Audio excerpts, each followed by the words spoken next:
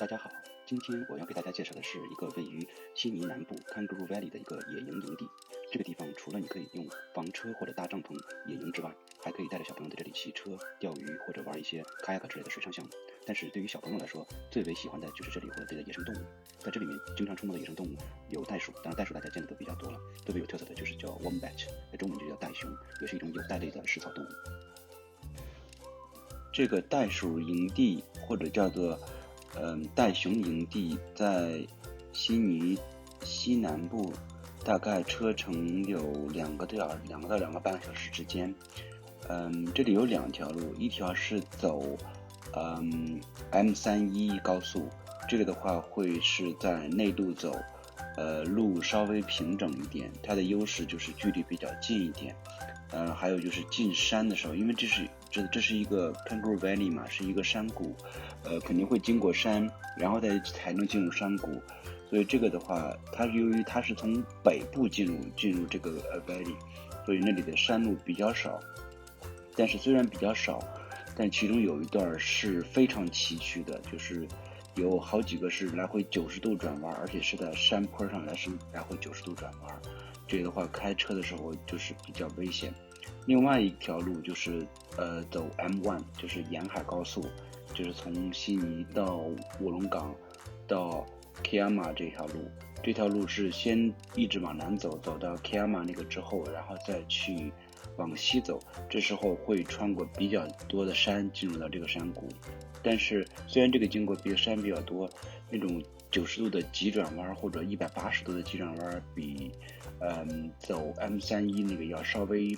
少一点，就是稍微平整一点。但是它的缺点就是你要大概多走10公里左右，但是这个10公里因为都是山路，所以就是从车程上讲的话，就是要多半个小时的样子。所以如果说是带小朋友去玩，尤其是这个 wombat 和小动物都是在天黑以后才会出来，所以如果你不住在那里，然后要开车回去的话，建议大家还是走左面这条路，就是走M31这条路，而不是走卧龙岗这条路。这条路的话，虽然中间有一点点比较急的转弯，但是整体来说是车程比较短，小朋友不会那么难受。再一个就是这种整体的山路会稍微少一点。当然这个也要见仁见智，有的时候尤其比较晚的时候，如果你像我们那样比较苦逼的，就是没有带着足够的补给的话，我们会建议去走沿海高速，这样的话会大概开1个小时左右的车程，就会到Kiama这些小镇，这些有些城市，你到那些里面会有一些加油站或者麦当劳啊之类的，你可以去做一些补给。因为走另外那个 M31的话，就是中间比较少。接下来就是说一下比较重要的，说一下这个怎么去看 wombat 或注意的。由于 wombat 它是一个食草动物，所以它不像其他一些大型动物，它会白天或者有人的时候会出来，它是比较胆小、比较shy的，都是一般在天黑之后。这个你可以去看一下，查一下当地的天气，然后查一下日落时间。比如说像我们去的时间是在1月10号，这时候是在夏天，然后我就看用的 iPhone 里面查的时间是8点14分，晚上8点14分太阳落山。到我们在将近8点20左右，就是天黑下来，有点黑下来之后，才见到了第一只wombat，然后之后就越来越多。但是这个时间要提醒一下大家，就是一定要先踩好点，就是你看一下哪里的洞比较多。我下面有些视频就给你看一下这个实际的那些洞。一般这些洞都是靠近比较河边或者靠近这种草丛边。这个的话你就看好这些洞，一般出来的话都从这些洞里面出来。由于从太阳落山到天完全黑下来很快，只有大概20分钟或者半个小时的样子，所以这个时间抓紧时间带小朋友去。关于近距离参观 wombat， 这里需要注意的一点就是食物。我们一开始就是想当然的带了一些食物，比如像胡萝卜呀、香蕉啊，这些食物其实对于Wombat来说，他们根本就不吃，他们只喜欢吃草。所以你如果说带着这些食物，不用带太多，有可能去试着去喂一下，但是基本上根据我们的经验观察，它基本上不会吃，直接就忽略了胡萝卜和这些水果，还是去低头去吃草。所以更多的你就是去做让近距离的观察一下好了。关于这个 Wombat 去参观，这里有几点需要注意的，就是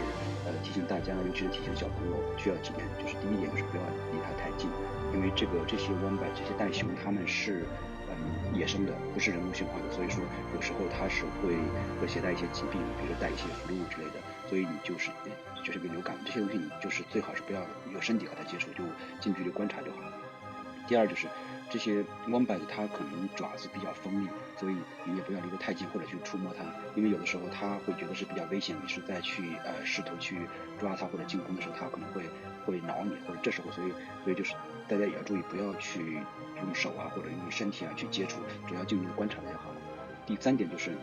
在离它就是在观察的时候不要离它太近，因为它觉得如果有危险的话，它会扭头就会躲入草丛，这时候